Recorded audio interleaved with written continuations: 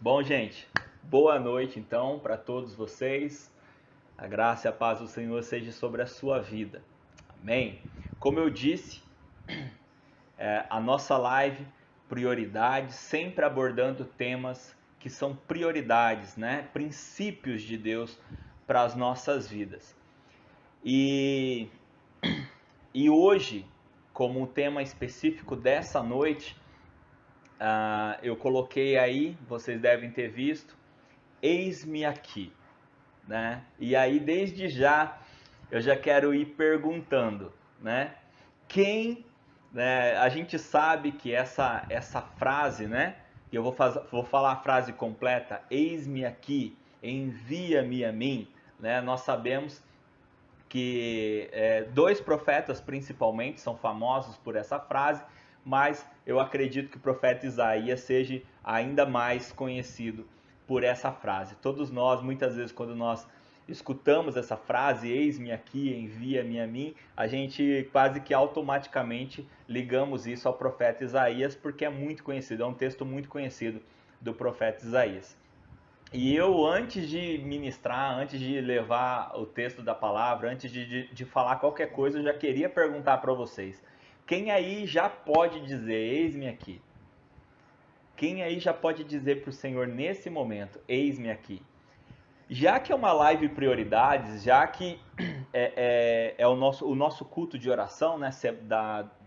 O nosso culto semanal, nosso culto de oração, onde nós trabalhamos essa questão da prioridade na nossa vida e nós sabemos que Deus ele tem que ser a nossa maior prioridade na nossa vida, dentre as prioridades que nós temos na nossa vida, e todas elas na verdade são direcionadas por Deus, por isso mesmo que Deus é a nossa primeira prioridade, porque primeiro foi Ele quem nos fez, foi Ele quem nos criou, foi Ele que nos formou, e é Ele que dirige as nossas vidas, quando é lógico nós permitimos que o Senhor nos dirija, né? E então Ele nos ensina, Ele nos dá princípios através da palavra de quais são aquelas coisas dentro da nossa vida, aquelas áreas dentro da nossa vida onde nós temos que tratar com mais prioridade, né?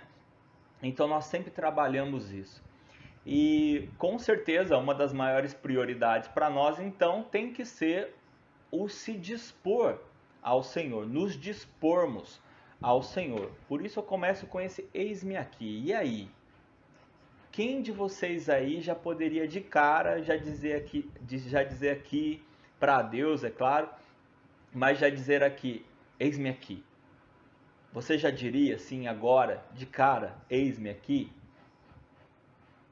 Talvez você esteja pensando assim, pastor, eu já disse isso há muito tempo.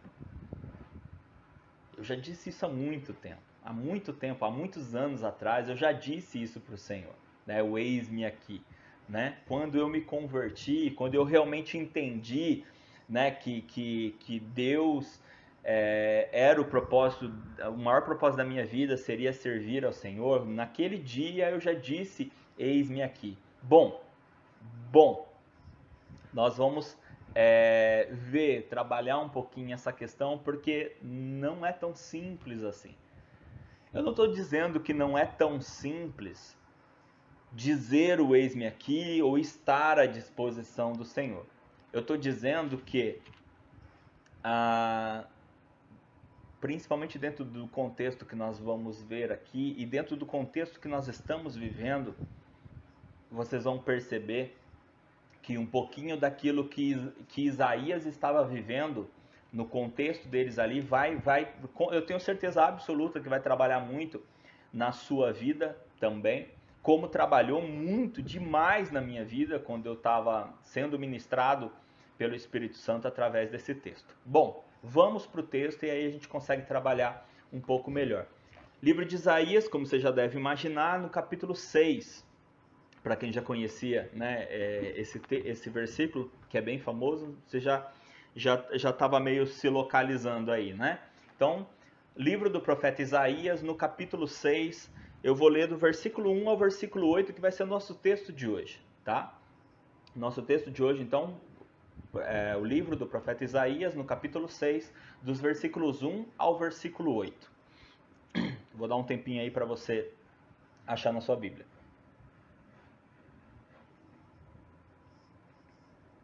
Eu vi que mais pessoas colocaram aí um oi. Agradeço aí a presença de todo mundo, em nome de Jesus. Então, profeta Isaías, capítulo 6, a partir do versículo 1, diz assim: No ano da morte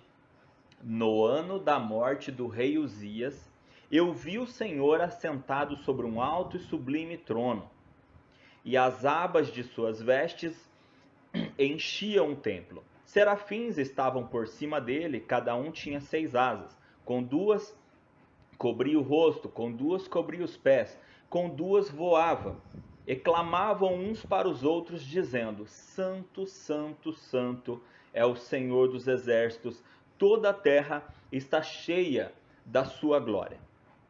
Os umbrais das portas se moveram com a voz do que clamava, e o templo se encheu de fumaça. Então eu disse: Ai de mim, estou perdido, porque sou homem de lábios impuros e habito no meio de um povo de lábios impuros. E os meus olhos viram o Rei, o Senhor dos exércitos. Então um dos serafins voou para mim, trazendo na mão uma brasa viva, que havia tirado do altar com uma pinça.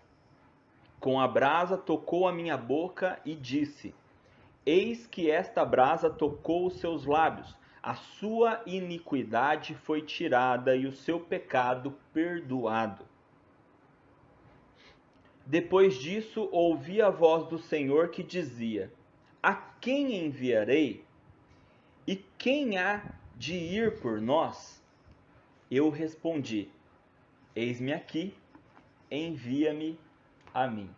Eis-me aqui, envia-me a mim. Bom, vamos pensar aqui, tá? Vamos pensar aqui. É muito bonito quando a gente pensa nesse versículo 8. Que com certeza, eu tenho certeza absoluta que todos vocês já tinham ouvido no mínimo esse versículo, né, do versículo 8, com certeza vocês já tinham ouvido o famoso eis-me aqui, né, o Senhor perguntando a quem enviarei, e o profeta Isaías então respondendo: eis-me aqui, envia-me a mim.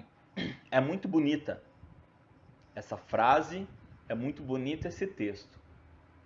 Mas nós precisamos entender o contexto.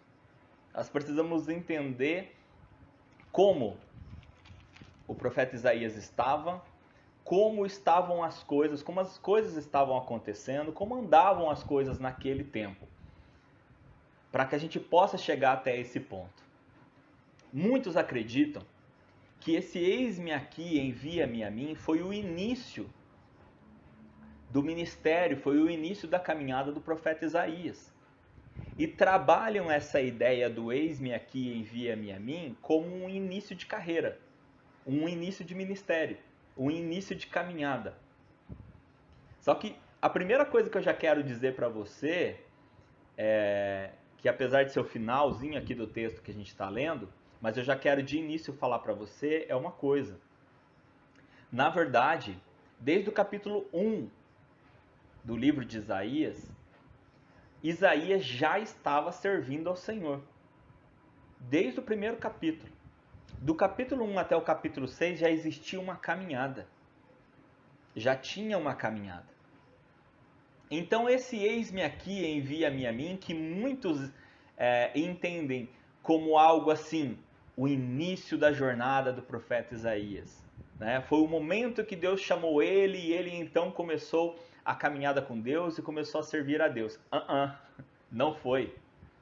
Não foi. Ele já servia o Senhor, ele já era profeta em Israel, ele já servia o Senhor.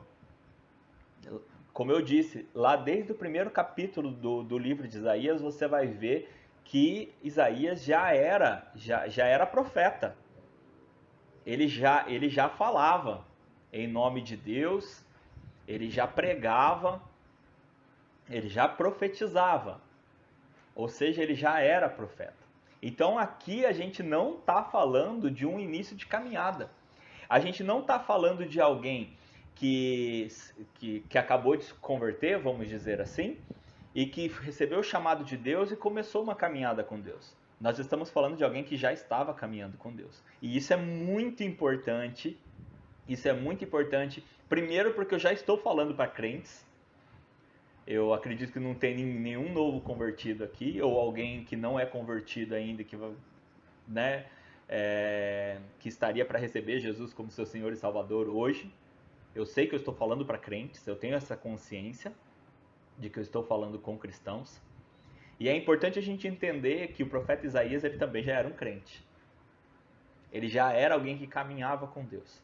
Mas ele passou por uma experiência aqui. E é muito importante a gente entender isso. Que esse eis-me aqui dele não foi o início de uma caminhada, e sim o início de um novo tempo na vida do profeta Isaías. E aí vamos começar do começo dessa história aqui. Porque antes de tudo nós temos aqui uma crise. Nós temos aqui um problema, que é a primeira frase do texto. A primeira frase do texto diz assim: no ano da morte do rei Uzias. Muitas pessoas ignoram essa parte. Muitas pessoas ignoram essa parte. No ano da morte do rei Uzias. Imaginem o contexto. Nós temos um povo, nós temos um reino sem rei, porque o rei morreu. O rei Uzias morreu. E o que é um rei para um reino? É a figura de autoridade, é a figura de governo, é uma figura de referencial. E se nós começarmos a pensar aqui, olhando então para o trono, pensando no trono, o trono do rei, obviamente, o trono do rei Uzias. Quando eles olhavam para o trono, não precisa ser fisicamente, mas pensando, né? Como o trono estava? O trono estava vazio. O trono estava vazio, porque o rei morreu. Então, tanto Isaías quanto todas as outras pessoas do povo, eles estavam com um reino sem rei. Eles estavam com um trono vazio. Pastor, o que isso tem a ver conosco? Tem tudo, meu querido. Tem tudo, minha querida. Porque nós estamos vivendo um momento de perdas em todas as áreas da nossa vida. Eu acredito que desde o ano passado, de 2020 e 2021, todo mundo sofreu algum tipo de perda. Todos nós sofremos algum tipo de perda. E da mesma forma como o profeta Isaías e todo o povo, naquele momento, estava olhando para o trono e vendo um trono vazio, muitas vezes, quando nós sofremos uma perda, é como se nós olhássemos para aquele lugar e nós víssemos um vazio. É como se nós olhássemos para aquele lugar e nós não enxergássemos aquilo que a gente queria enxergar lá. Porque nós sofremos uma perda. Não sei qual foi a perda que você sofreu. Mas eu realmente acredito, Deus me falou isso muito firmemente, que todas as pessoas perderam ou têm perdido algo nesse tempo. E muitas vezes nós estamos como eles estavam aqui, olhando para o trono, olhando para o lugar onde você gostaria de estar vendo um referencial, algo que te desse uma direção, algo que te guiasse, mas você não está vendo algo ali. Talvez porque seja algo que você perdeu nesse período, uma perca que você teve. Seria muito fácil eu transferir isso para mim, vocês sabem muito bem disso, né?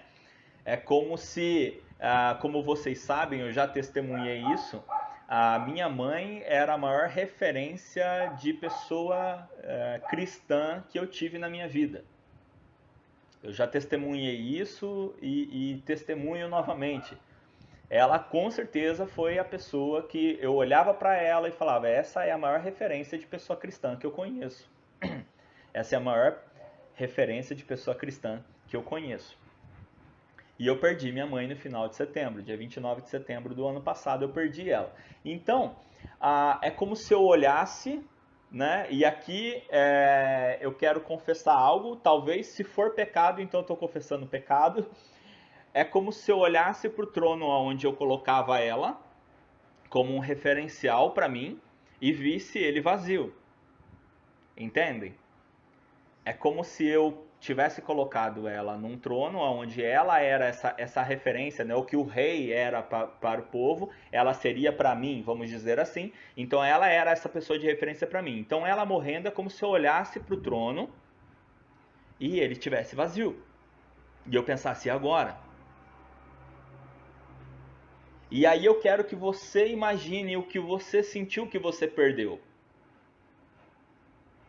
Eu queria que você imaginasse isso. Se de repente você não tem essa mesma visualização, o que você pode estar sentindo que você perdeu?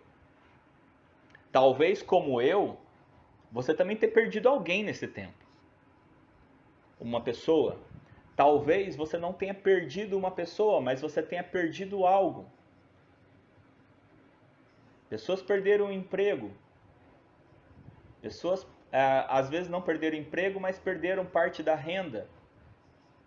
Pessoas perderam a liberdade. Enfim, pessoas perderam a sua saúde, seja ela físico, espiritual ou emocional.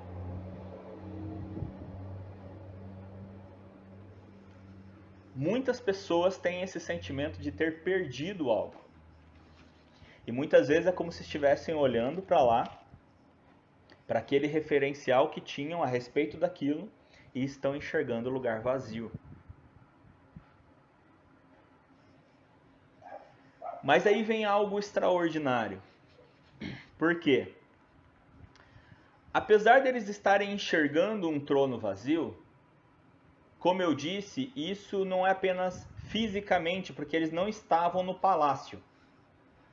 Eles estavam no templo. Isaías estava no templo. Então, mentalmente, ele estava vendo um trono vazio, mas ele estava, naquele momento, ele estava no altar. Ou seja, ele estava passando por um momento difícil, assim como muitas outras pessoas estavam passando por um momento difícil, mas ele estava no lugar certo, buscando a pessoa certa. Ele estava no templo, buscando o Senhor no altar. E aí é interessante porque é quando Deus ele começa a trabalhar. Deus ele consegue trabalhar até as nossas perdas. Porque olha só que coisa incrível se a gente continua o texto. No ano da morte do rei Uzias, eu vi o Senhor. Olha que coisa interessante. Olha eu tentando derrubar o celular. Olha que coisa interessante. Esse paradoxo. No ano da crise, eu vi o Senhor. É uma realidade, é uma verdade em que muitas vezes nós buscamos o Senhor com mais intensidade quando nós estamos passando por problemas mais difíceis. Quando nós estamos passando por um período de maior dificuldade, de maior aflição. E aí o profeta Isaías ele vai dizer justamente isso. No ano da morte do rei Uzias, eu vi o Senhor. E aqui vem mais um detalhe muito importante. É como ele viu o Senhor. Eu vi o Senhor assentado sobre um alto e sublime trono.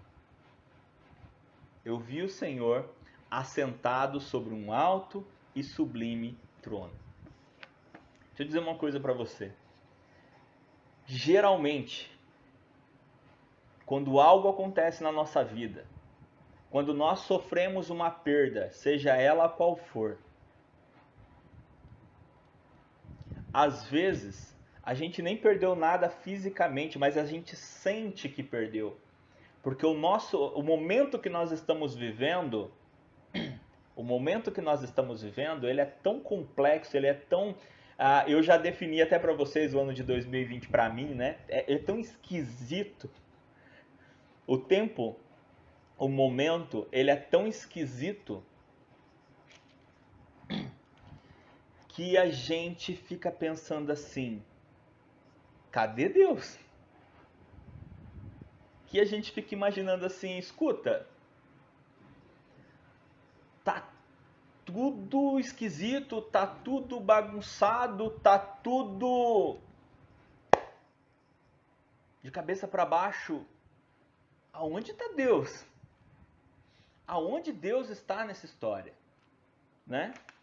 Então, é muito comum quando nós passamos por momentos assim, nós questionarmos onde é que está Deus nessa história toda? Né?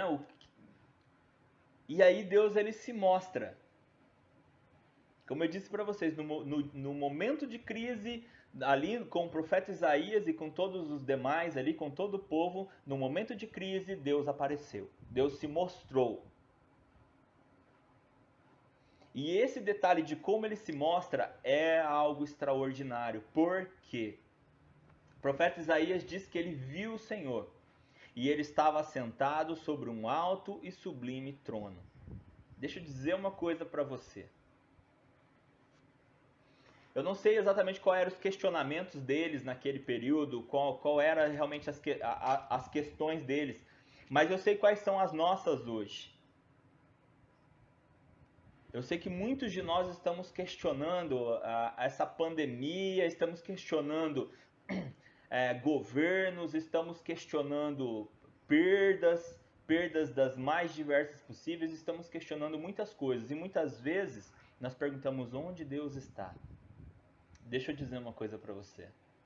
Deus está exatamente no mesmo lugar que o profeta Isaías o viu. Ele está sentado no seu alto e sublime trono. É assim que ele ainda se mostra para cada um de nós. Ele está no mesmo lugar, assentado no seu alto e sublime trono. Nós podemos ver as nossas perdas, nós podemos sentir as nossas perdas, nós podemos ver os nossos vazios. Mas se nós estivermos ainda, como o profeta Isaías, buscando ao Senhor... Mas pastor, você disse que o profeta Isaías estava no templo, diante do altar. Deixa eu dizer uma coisa para você.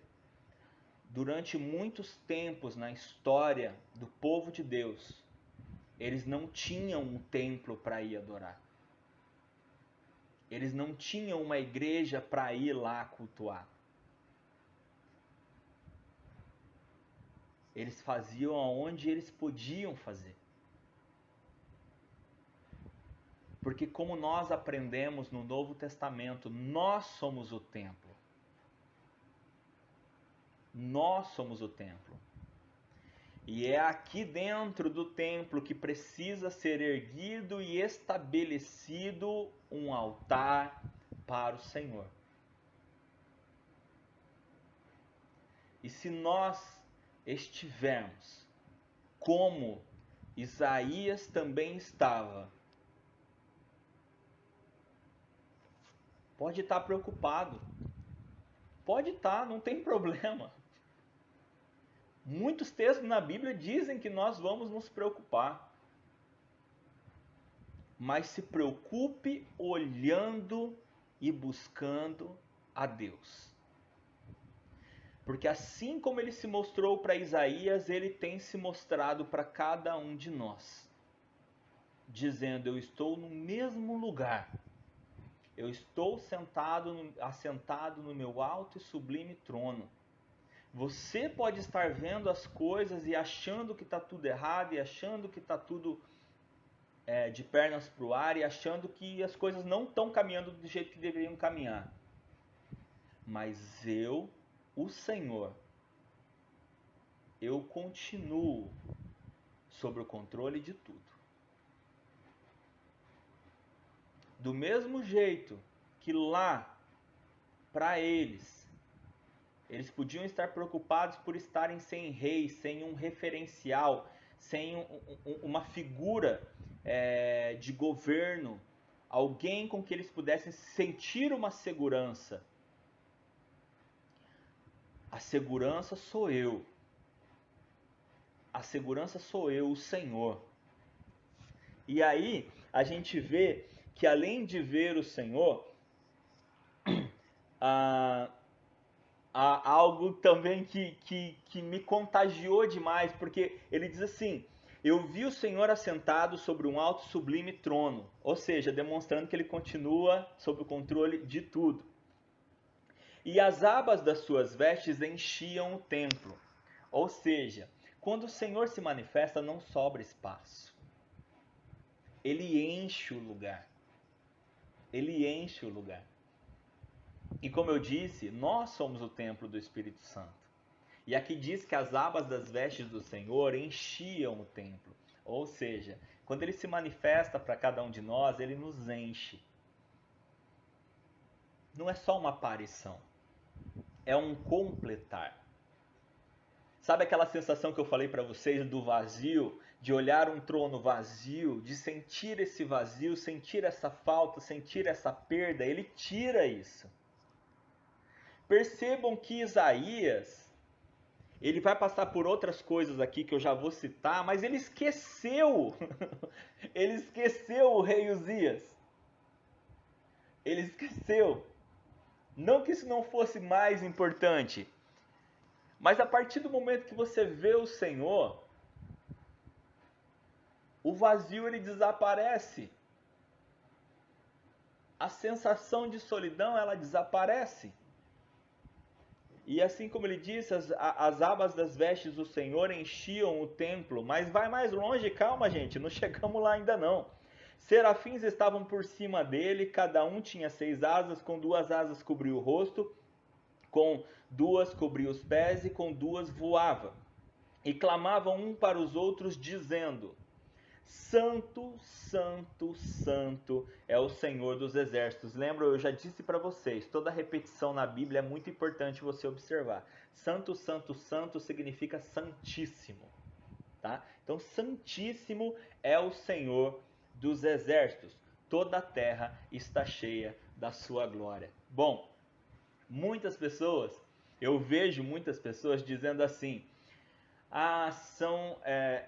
são os joelhos no chão, é o povo de Deus que vai fazer com que isso tudo mude, com que tudo isso se reverta, toda essa situação se reverta, né? Porque o Senhor, ele está em determinado lugar.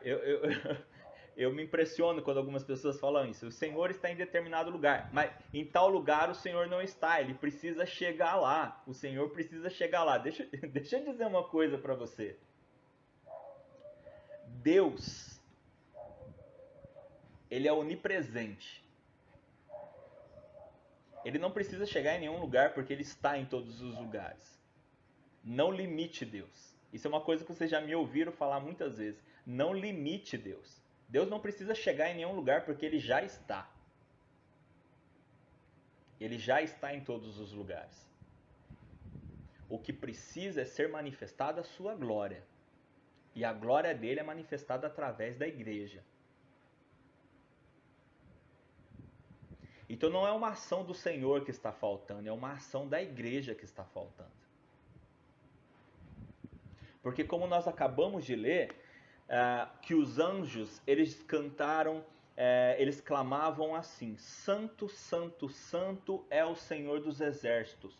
Toda a terra está cheia da sua glória. Deixa eu te falar, não existe um lugar da terra que não esteja cheia da glória do Senhor.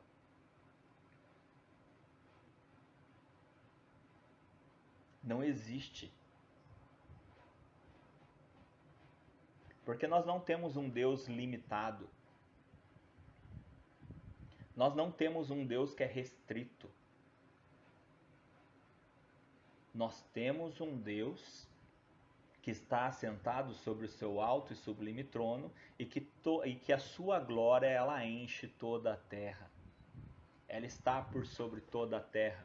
Só muitas vezes esperando ser manifestada através daqueles que, como o profeta Isaías, estejam buscando em verdade, em espírito e em verdade. Lembram que Jesus falou para a mulher samaritana? O meu Pai procura os verdadeiros adoradores. Os verdadeiros. Presta atenção, ele não disse que o Pai procura os verdadeiros religiosos. Ele disse, meu Pai procura os verdadeiros adoradores. Aqueles que o adoram em espírito e em verdade. E então o Senhor apareceu para Isaías. E eu conheço muitas pessoas que dizem assim, como eu queria ver Deus, como eu queria ver Deus, como eu queria ver Deus. Como eu queria ver a glória de Deus. E aí eu sempre pergunto para as pessoas o que você faria se você visse.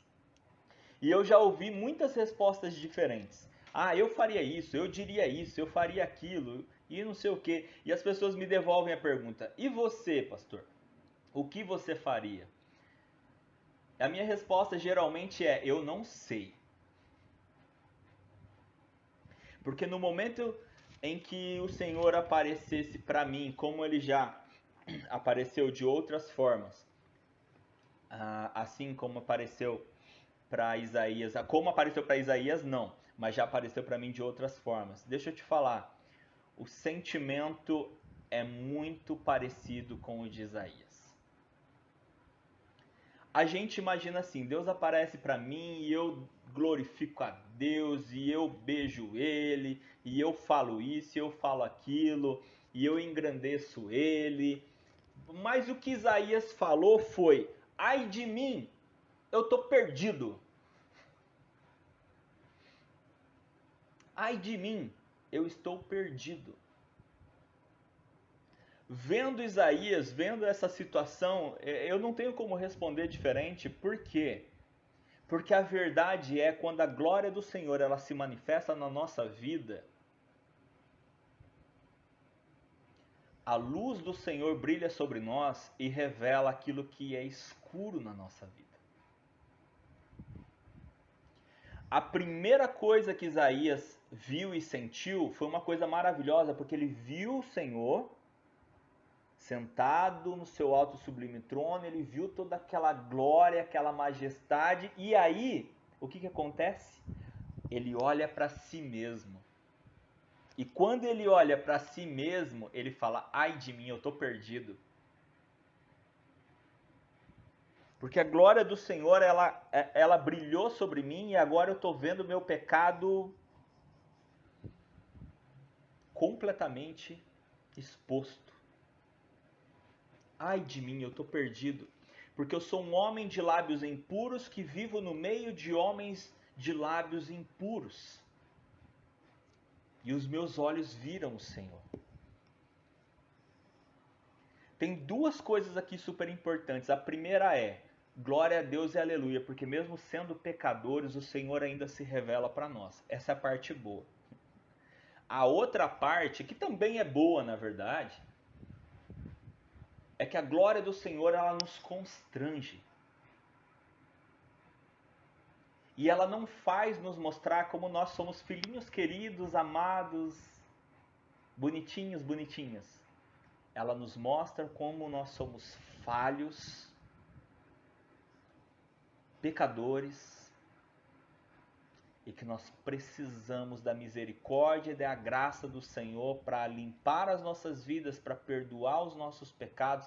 E aí me revela algo em que muitas pessoas têm batido no peito e dizendo: nós somos a igreja e somos nós de joelho no chão que vamos curar esse mundo. Deixa eu te falar uma coisa, na hora que o Senhor de fato manifestar sua glória para você, a primeira coisa que você vai perceber é que você não é essa pessoa que bate a mão no peito. Que na verdade, como a própria palavra diz, nós somos falhos, pecadores e que necessitamos da misericórdia e da graça do Senhor. Como eu disse para vocês, Isaías já servia o Senhor há muito tempo, mas aqui ele percebe que ele era um miserável, um homem falho, e que ele fala assim: eu não posso servir ao Senhor dessa forma.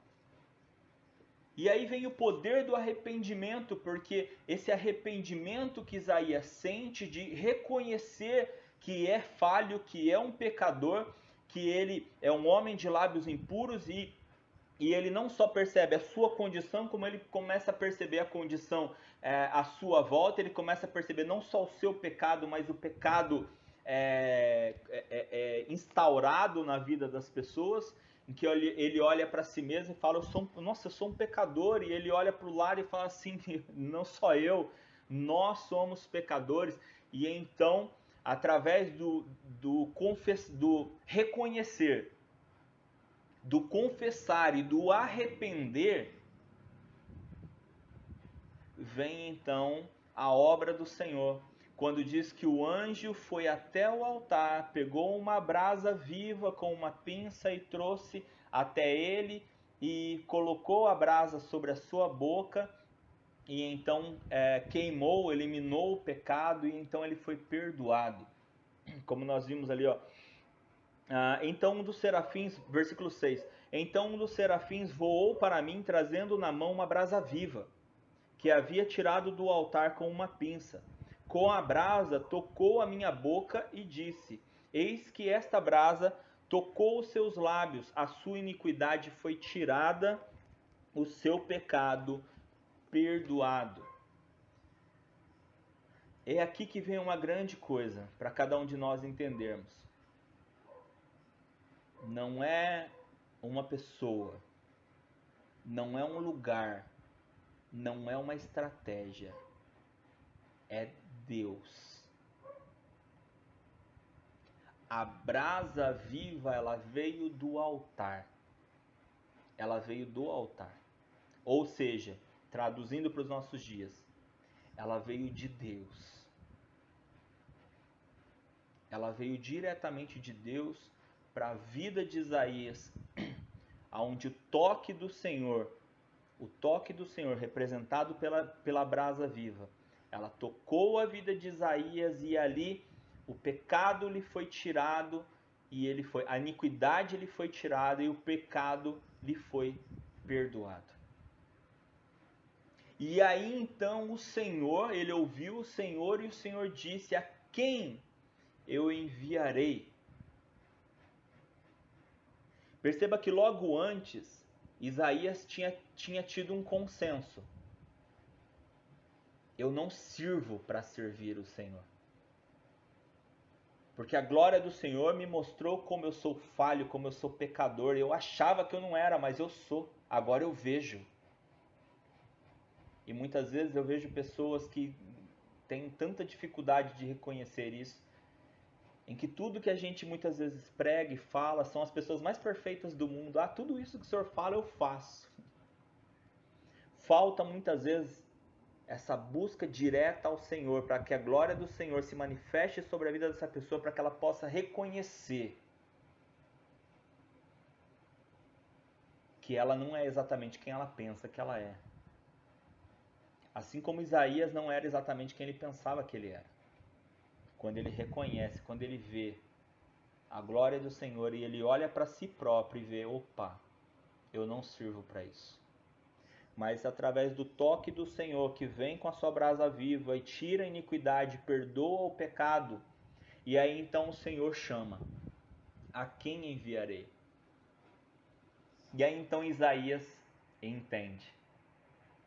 Percebam por que eu disse lá no começo que esse não foi o início do trabalho, não foi o início do ministério, não foi o início da caminhada de Isaías, mas de fato foi o início de uma vida nova para Isaías. Foi o início de uma caminhada nova para Isaías. Quando ele percebeu que na tristeza, na dificuldade, na perda, no vazio, na solidão, ele encontrou Deus. No momento difícil, ele viu o Senhor. E esse encontro com o Senhor, que muitas vezes a gente acha que vai ser aquele que vai revigorar a gente, na verdade é o confronto. Eu citei Jesus com a mulher samaritana e foi exatamente o que aconteceu ali também. Quando ela percebe que ele é o Messias, há o confronto. Jesus confronta ela com o pecado dela. Se você quer ser renovado pelo Senhor, se você quer ser renovada pelo Senhor, se você quer tirar esse vazio da sua vida, se você quer ter uma vida nova a partir de hoje, mesmo que você já tenha anos de caminhada, como Isaías já estava caminhando, mas se você quer dar o seu eis-me aqui hoje, entendendo que o teu eis-me aqui de meses atrás ou de anos atrás possa não ser o mesmo eis-me aqui de hoje, o eis-me aqui de hoje ele pode ser muito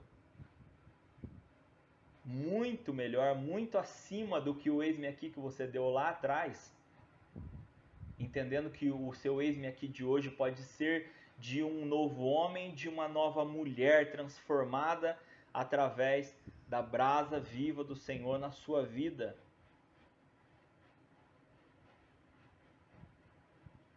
Esse seu novo eis-me aqui,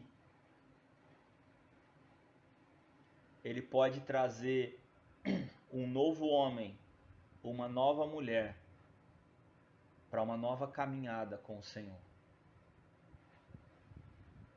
Deixar aquele vazio ser preenchido pela glória de Deus na sua vida. Como nós vimos que o Senhor, ele enche o templo. A glória do Senhor enche o templo. Deixa ele te encher. Deixa a glória do Senhor encher a sua vida. O momento está difícil. Você passou por perca, está passando por percas, está passando por momentos de solidão, de vazio, de tristeza, de angústia. Para de olhar para o trono vazio e olha para o altar, porque Deus está no altar. Dobra o teu joelho aí na tua cama. Nós somos o templo do Espírito Santo. Dobra o teu joelho aí na tua cama. E coloca, estabelece o altar. Fala, Senhor, eu sou o templo. Faz o teu altar aqui dentro. Traz a brasa viva e queima aqui. A palavra do Senhor diz que é o Espírito Santo, ele nos convence de todo pecado, de todo erro, justamente para que haja o arrependimento e a transformação na nossa vida.